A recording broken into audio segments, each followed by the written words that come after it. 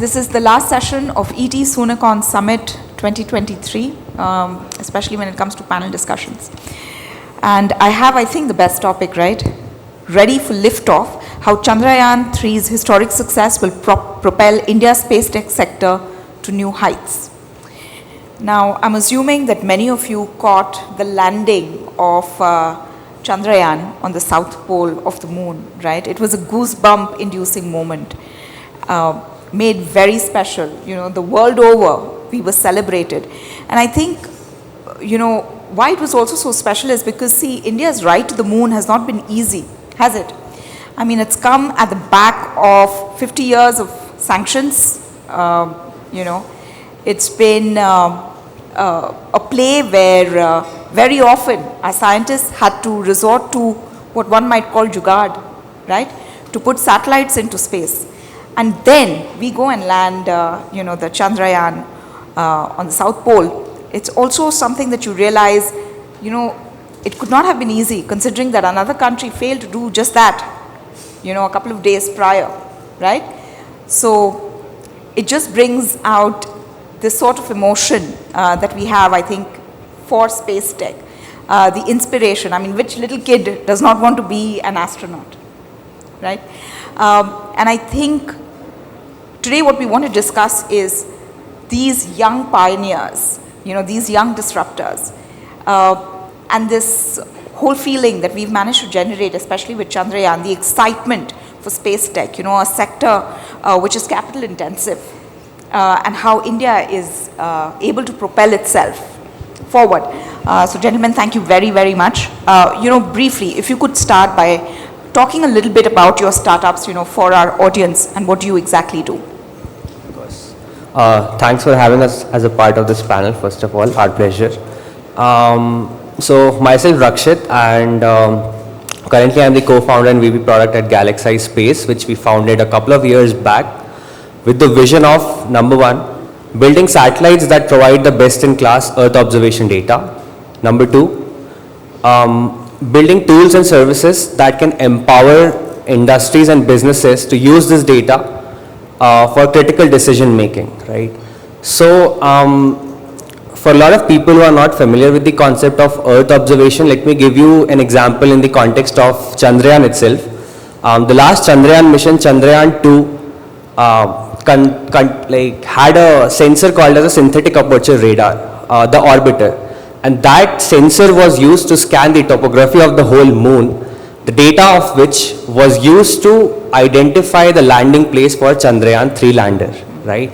And that same instrument we are carrying on one of our own satellites as well, which is the synthetic aperture radar, right? So observation basically is using sensor technologies to observe some phenomena happening on the Earth's surface. So that's what we are building. Yeah.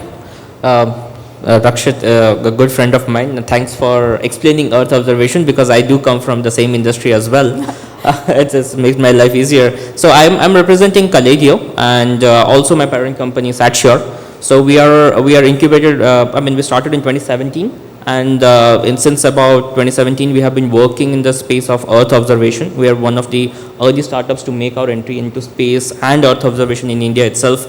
And today we are working in the banking sector, in infrastructure, utility, as well as climate. So what we do is we basically, as he explained, take the data from observation and sensors on satellites and manipulate the data with what data we have on ground through various other known and unknown sources, and to create decision frameworks for enterprises and companies to take better operational decisions. So we directly convert the data from space into usable information on ground. So we accelerate that knowledge gap that many people think that space is a bit out of reach, or how do we understand data, and make it simpler. So we are a decision intelligence company, as we like to call it. I believe you have a connection to Chandrayaan too. Oh, okay. So my personal investment into this journey of space is I joined the day in ISRO. I started my early career as a scientist in ISRO. My first day or first week was watching Chandrayaan 1 launch. And the year that I exited was when Chandrayaan 2 launch happened. And in between, I got a chance to work on at least 3 payloads on the Chandrayaan 2 orbiter, which is still working in space. So I have a long-standing investment into the Chandrayaan heritage of all of them, and it's amazing that it's still working and talking to Chandrayaan 3 till today, and we are seeing how it's a huge success, and it's a huge inspiration for me personally. That's fantastic, but we have someone whose technology is actually part of Chandrayaan 3. Yes, that's right. Thank you. So my startup, Omnipresent Robot Tech, we are into space and aerospace robotics. We've been building a lot of drones for a while. We've mapped more than 10,000 villages across India using drones. But we've been part of ISRO's Chandrayaan 1, 2 and 3 missions, especially when it comes to developing the software for space robots. So this time, as you know, there is a rover in Chandrayaan 3 called Pragyan, and now that we have safely landed on moon, now it's over to Pragyan rover. Now with Pragyan rover, we were given a challenge to be able to build the 3D perception software as well as 3D navigation software. So it's a bit like, imagine you have a small little driverless car that you left on the moon, and this car has to find its way out by itself. You can't really be controlling it from the earth. So it needs to know where there is a crater, where there is a rock, where is a safe path. So to be able to do all this is what our software is doing currently. And on top of that, there were some amazing challenges. So if you imagine, how the moon looks is very different from what Earth is. There are no colors on moon. It's either black or white. Not just black or white, there are not even any shades of gray. So if you're in sunlight, it's completely white. If you're in a crater, it's completely black. So with such little texture, it's very difficult to build 3D.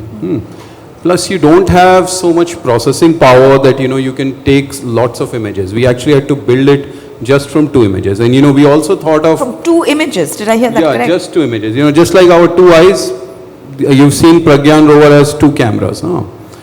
And we thought about downloading the images on Earth, but then we realized we don't have that kind of, gigabit connection like you have in Bangalore. It will take like more than 10 minutes to download even a single image from moon. So in all these restrictions, we were still able to build it. And I can tell you one of the great things that has happened is that a lot of space agencies, including NASA, might have used a very expensive technology, maybe a 3D flash LiDAR or some other advanced technology which is, increases the weight, it increases the cost of the entire mission. But we were able to do it at a very simple technology, yet it is very effective. All right. Aakash, I just want to go around the table here. So Aakash, to start with you first, talk to us about, the factors that are enabling the Indian space market to grow at a double rate compared to the world, because right now I think our current space market is worth $8 billion and it's growing at 4% annually compared to 2% global average.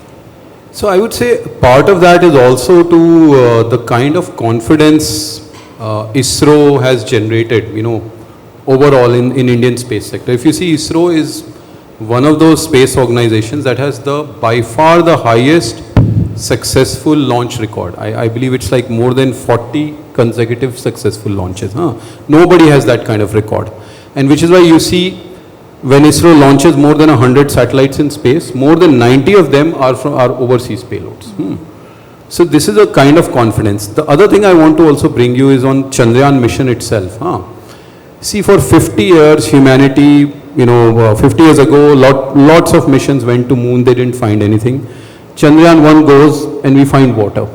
And we find lots of it. There is so much water that some estimates say that you can fill an entire Dal Lake with that water. Now with that much water, a new lunar race has started. And with that, US, Russia, Israel, everybody is now again going to moon. So a lot of credit, I would say, goes to how ISRO has been a flag bearer in, getting credibility. And especially after success of Chandrayaan 2 mission, I think the credibility is now even sky high. Now you'll see a lot of investment interest, and I'm sure that's very good for companies like us. So. All right, so why don't you talk about how it will benefit a company such as yourself? This entire excitement about space that we have, the entire focus that we have on space tech. Okay, let me start with this. Industry like space tech, it's essentially classified as deep tech to a very good reason, And because of the nature of the business we are in, it's just difficult to show commercial gains on a very short time around as you would expect and so on. So any kind of such event or a national mission of this stature or any kind of such feat as a country, as a nation, it obviously brings in a great aspirational and a sentimental value to the entire climate, and also bolsters the confidence into an investment scenario and so on. So to ride that, right, I mean, again, as you were, as to kind of, I'm just going back one step to the previous question, why we are growing that 4%, like that will feed into this, is because India is so vast and diverse, and our problems are so much scattered around, that you go a few 50 kilometers, 100 kilometers, it's a different problem, and no More two complex. problems, more complex, and it's not same, right? Yeah. So if you are able to demonstrate and solve a problem using space technology in India, pan-India, You can do it anywhere. for the entire globe, really, right? So if the biggest and the best proving grounds are in India itself, so any kind of space tech industry or startup that's being born and solving the problems locally, we are a product of this environment. We are making a product for the global market. So we don't have to necessarily first attack and go to a different market to prove our technology first. That's the biggest feat we have, that the proving grounds are just in your backyard. And that gives us a much bigger acceleration to enter into this kind of a proven ground. Just a right? slingshot approach, right? It's a shortcut. It's an a shortcut. accelerator. Yeah. All right. Touch upon that, no, Rakshit, like the whole idea, where space tech or deep tech, has been not an easy space for India to grow. But the fact that, we have young disruptors, startups such as yourself now in the space and more raring to go. So one, of course, build on what they've said, how that's become possible, and where will it take us? So answering the first part of your question, I think when we were growing up, we were inspired by these images of Dr. APJ Abdul Kalam carrying the rocket on his bicycle, right? And such examples were extremely rare, right? And yet deeply rooted, to the Indian situation, right? Or the Indian scenario. Yeah, of course. Sometime back, before Mangalyaan, right, there were not a lot of missions which were, marketed so very well and so useful as well, right?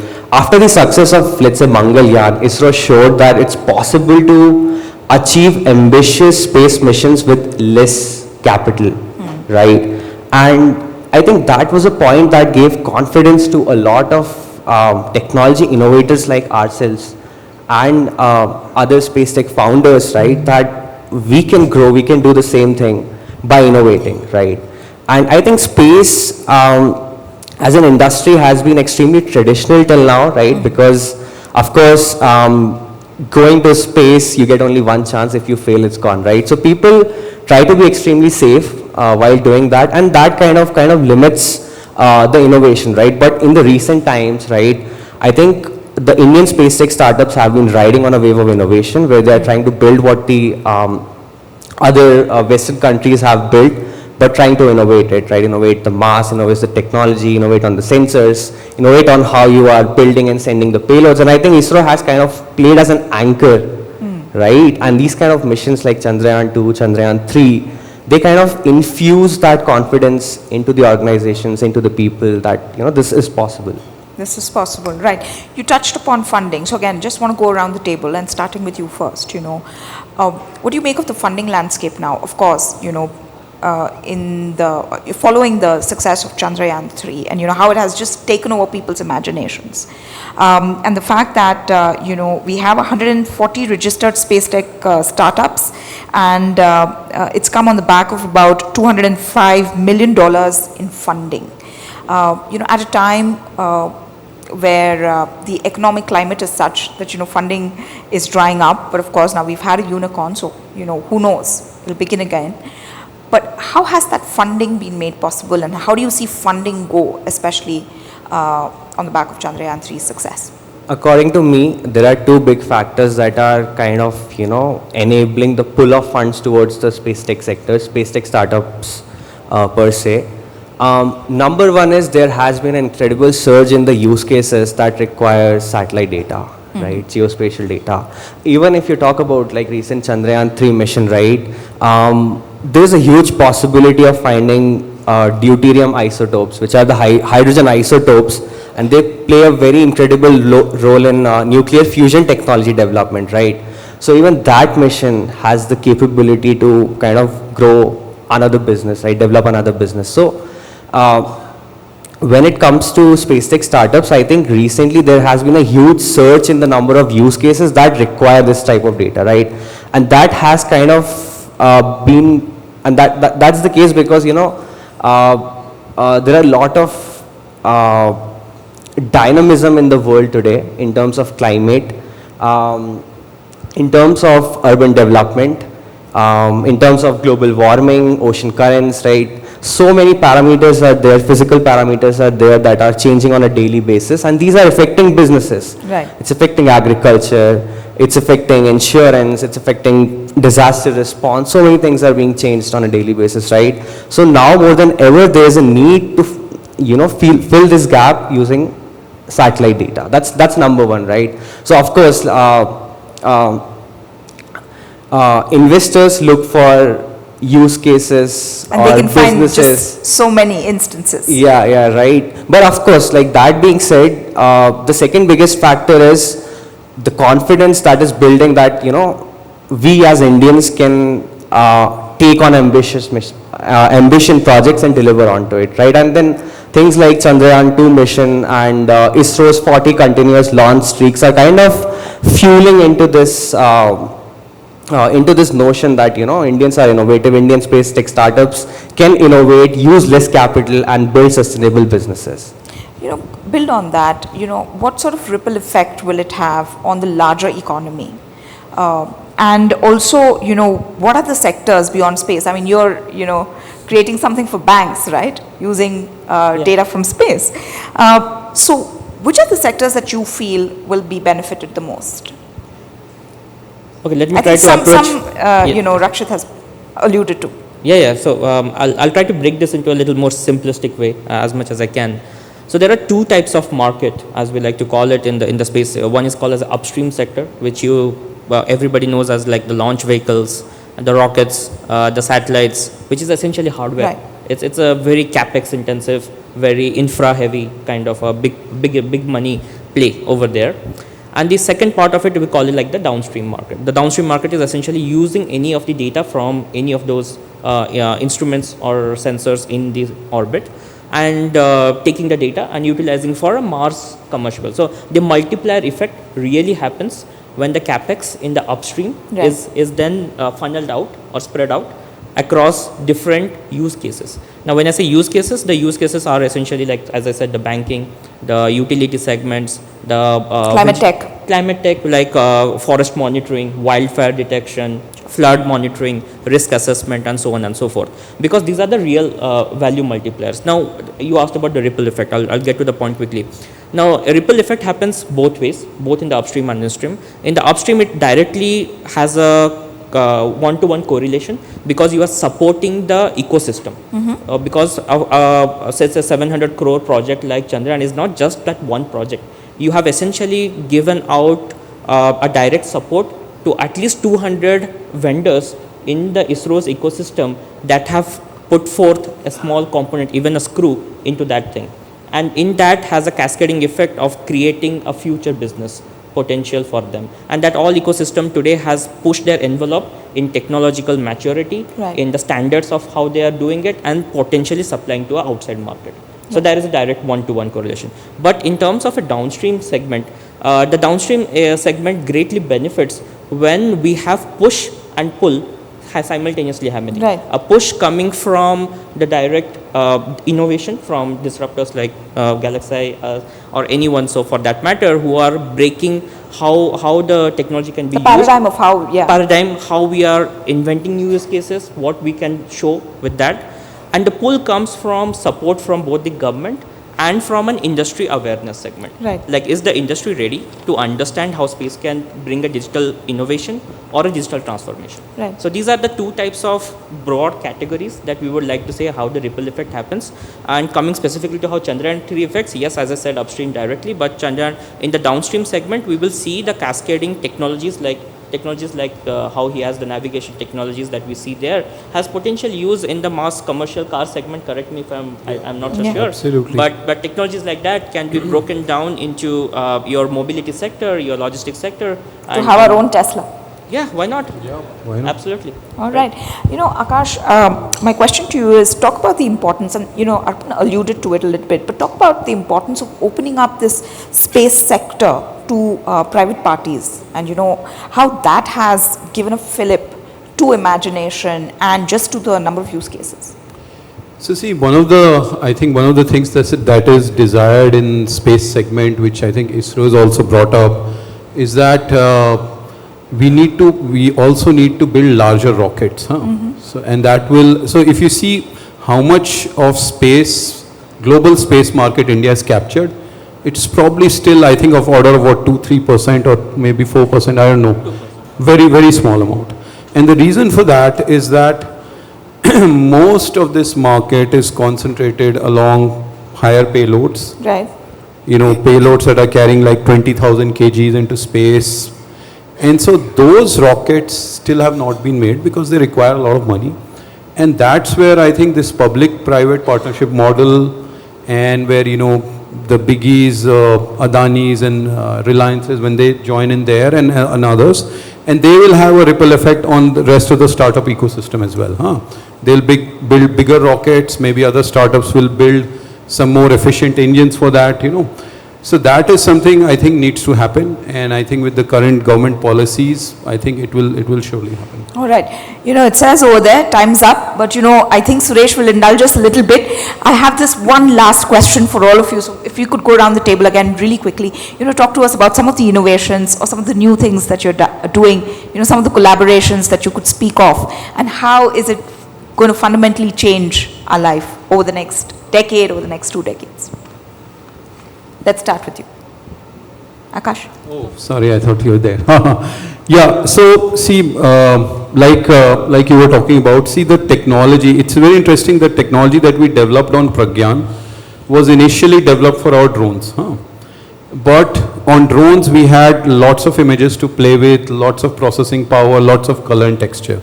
Then we made it extremely challenging with little color, little power, very less images.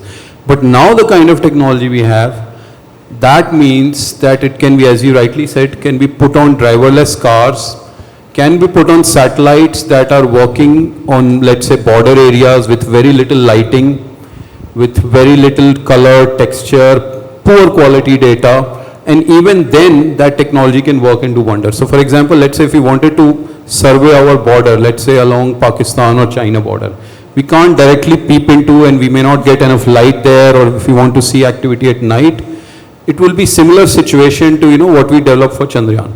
So this is again an example of a ripple effect, and the technology that got developed for Chandrayaan, it seems to now have a lot many uses. All right. Arpan? Yeah, so we are launching 4 satellites in 2025, and one of our unique thing is like the cameras that we have for these satellites are one of the world's first cameras to have large swath at high resolution. And so what will these satellites do?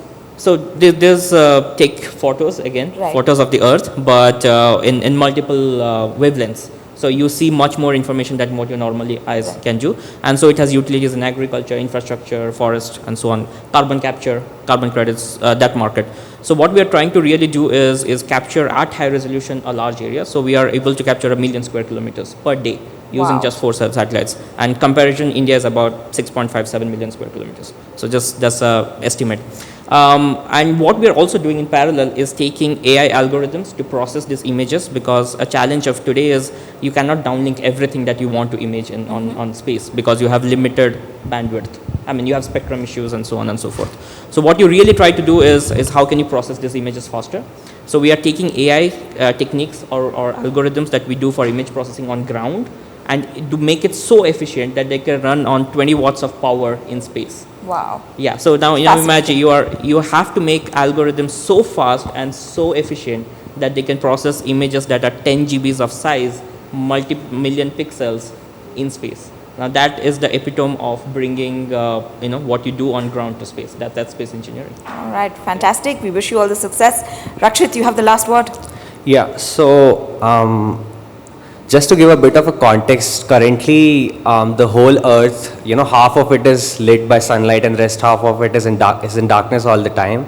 And the 50% which is lit by sunlight, a lot of it is covered by clouds, right? And clouds provide a major hindrance into Earth observation. You can't see what you want to see, right? So the technology that we are developing will be able to get it will be able to see through clouds, it will be able to see through rains, it will be able to see through night, right? So it's an all-time, all-weather imaging satellite.